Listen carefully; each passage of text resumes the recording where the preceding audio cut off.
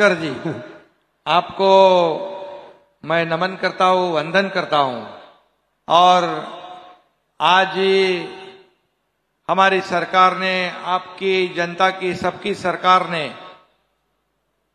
गौ माता को राज्य माता का दर्जा दिया है।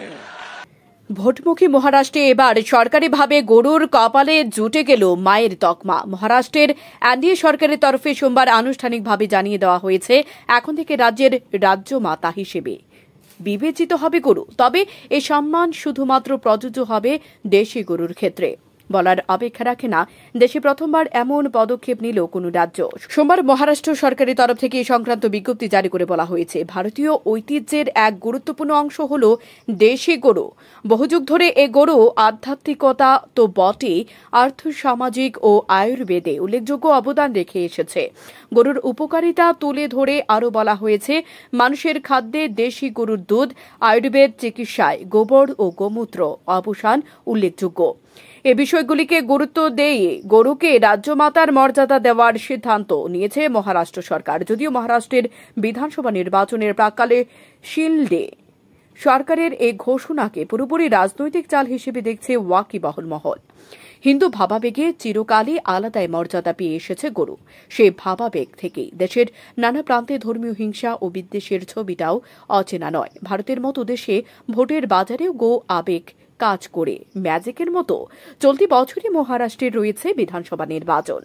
রাজনৈতিক মহলের দাবি, লোকসভা ভোটের পর মহারাষ্ট্রের এনডিএ জোটের হাল খুব একটা ভালো নয়। শিবসেনা ও এনসিপি ভেঙে শিন্ডে ও অজিতরা এনডিএতে যোগ দিলেও লোকসভায় খুব খারাপ ফল করেছে।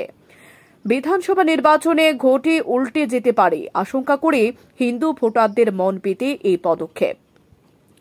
উল্লেখ্য, রাজস্থান, মধ্যপ্রদেশ, হরিয়ানা, উত্তরপ্রদেশের মতো গোবলয়ে গরু নিয়ে বিজেপির ব্যাপক মাতামাতি রয়েছে ঠিকই, তবে সেখানেও গোয়ালের মধ্যে সীমাবদ্ধ ছিল গরু।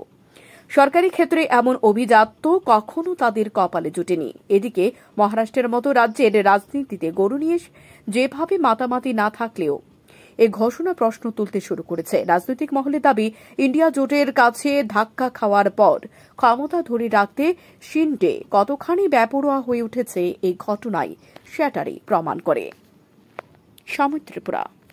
गौ माता की रक्षा करना ये हमारा फर्ज है, जिम्मेदारी है। और मैं ये भी कहूंगा कि जो हमारे शंकराचार्य जी, सदानंद सरस्वती जी ने भावना व्यक्त की और हमारे अभिमुक्तेश्वरानंद सरस्वती महाराज जी ने कहा कि आप यहां पर राज्य की जैसे पहचान होती है, पशु प्राणी माता सबसे, तो राज्य की माता के रूप में गौ माता को विशेष दर्जा देने की आवश्यकता है। और मैं इतना ही कहता हूं, मुझे खुशी है कि राज्य माता गौ माता को दर्जा देने का सौभाग्य हमें प्राप्त हुआ है। और इसलिए गोरक्षा होगी, गौशाला जो है उसे अनुदान होगा, और हर हमारी गाय जो है हमारी माता है, उसके जो रोज का चारा होता है उसके लिए भी आज ही सरकार ने प्रति गाय प्रतिदिन 50 रुपए का अनुदान देने का निर्णय लिया है।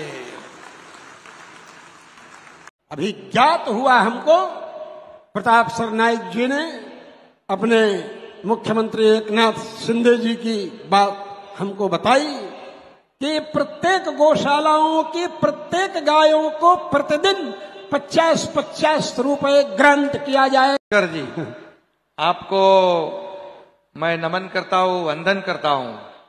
और आज हमारी सरकार ने, आपकी जनता की, सबकी सरकार ने गौ माता को राज्य माता का दर्जा दिया है। सुंदर। শ্রীরাম। আশিস আরডি একাডেমি নামের নতুন ডান্স স্কুল উদ্বোধন হলো সোনামুড়ায়। এখানে Bollywood, hip hop, lyrical hip hop, folk dance থেকে শুরু করে আরো বিভিন্ন ধরনের নৃত্য শেখানো হয়। স্থান সোনামুড়া নগর পঞ্চায়েত সংলগ্ন। নাচ শিখতে ইচ্ছুক ব্যক্তিরা যোগাযোগ করুন এই নম্বরে 8837028805। নাচ প্রশিক্ষণের পর সার্টিফিকেটও প্রদান করা হয়।